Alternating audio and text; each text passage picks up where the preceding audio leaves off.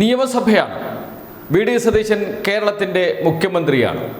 നിയമസഭയിൽ ഒരംഗം ഒരു ചോദ്യം ചോദിക്കുന്നു. ആ ചോദ്യത്തിന് ഒരു മറുപടി പറയുന്നു. ആ മറുപടി ആധികാരികമാണ്. അത് പ്രതീക്ഷിക്കുന്നുണ്ട് എം എൽ എയുടെ മണ്ഡലത്തിലെ ജനങ്ങൾ. അത്രയ്ക്കും പ്രാധാന്യത്തോടു കൂടിയാണ് ഒരു എം എൽ എ വന്ന് നിയമസഭയിൽ ചോദ്യം ചോദിക്കുന്നത് മുഖ്യമന്ത്രിയോട്. മുഖ്യമന്ത്രി ഒരു കാര്യം പരസ്യമായി പറയുന്നു, രഹസ്യമായി മറ്റൊരു കാര്യം പറയുന്നു. നേരെ ഘടകവിരുദ്ധമായ കാര്യം. കേൾക്കാം നമുക്ക് വി.ഡി. സതീശന്റെ ഈ വാക്കുകൾ. കുട്ടനാട് താലൂക്കിന് പ്രാദേശിക അവധി അനുവദിക്കണമെന്ന് അഭ്യർത്ഥിക്കുന്നു. മൂലം വള്ളംകളി ദിവസം കുട്ടനാട് താലൂക്കിന് പ്രാദേശിക അവധി അനുവദിക്കുന്ന കാര്യം സർക്കാർ പരിശോധിച്ച് തീരുമാനിക്കുന്നു.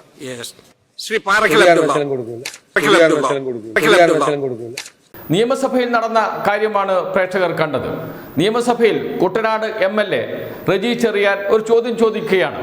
ശ്രീമൂലം വള്ളംകളി നടക്കുന്നു, അന്നേ ദിവസം അവധി നൽകാമോ എന്ന്. പരിശോധിച്ച് പറയാം എന്ന് മുഖ്യമന്ത്രി മറുപടി പറയുന്നു. അതിനുശേഷം സീറ്റിൽ ഇരുന്നതിന് ശേഷം പറയാണ് ഒരിക്കലും നൽകില്ല എന്ന്, ഒരിക്കലും അവധി കൊടുക്കില്ല എന്ന്. എന്നാൽ അത് പരസ്യമായി പറയാമായിരുന്നില്ലേ? എന്തിനാണ് ഈ കാപട്യം എന്ന ചോദ്യമാണ് ഇപ്പോൾ ഉയരുന്നത്. സ്വാഭാവികമായും വലിയ ചർച്ചയായി വൈറലായി മാറിയിട്ടുണ്ട് മുഖ്യമന്ത്രിയുടെ ഈ നിലപാട്. വി.ഡി. സതീശൻ എന്ന മുഖ്യമന്ത്രി ഇങ്ങനെയാണോ? നിയമസഭയിൽ പറയുന്ന കാര്യം നടപ്പാക്കില്ലേ? നിയമസഭയിൽ ഒരു കാര്യം പറയും, മറ്റൊരു കാര്യം നടപ്പാക്കും. ഇതാണോ വി.ഡി. സതീശന്റെ രീതി? തുടങ്ങിയ ചോദ്യങ്ങൾ ഇവിടെ ഉയർന്നു വരുന്നുണ്ട്. അദ്ദേഹം ഉത്തരവാദിത്വപ്പെട്ട സ്ഥാനത്തിരിക്കുന്ന ആളാണ്, ഭരണഘടനാ പദവിയാണ്.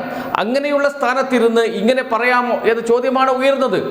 അതും സ്വന്തം മുന്നണിയിലെ എം എൽ എയുടെ ചോദ്യത്തിന് ഇങ്ങനെ മറുപടി പറയുക, അതിനുശേഷം മറ്റൊരു കാര്യം വിളിച്ചു പറയുക. മൈക്ക് ഓണായിരുന്നത് കൊണ്ടാണ് വി.ഡി. സതീശൻ ഇരുന്നതിന് ശേഷം പറഞ്ഞതും പുറത്തു വന്നിരിക്കുന്നത്. അത് വലിയ വൈറലായി മാറിയിരിക്കുന്നു. ഇതാണ് വി.ഡി. സതീശൻ എന്ന മുഖ്യമന്ത്രി.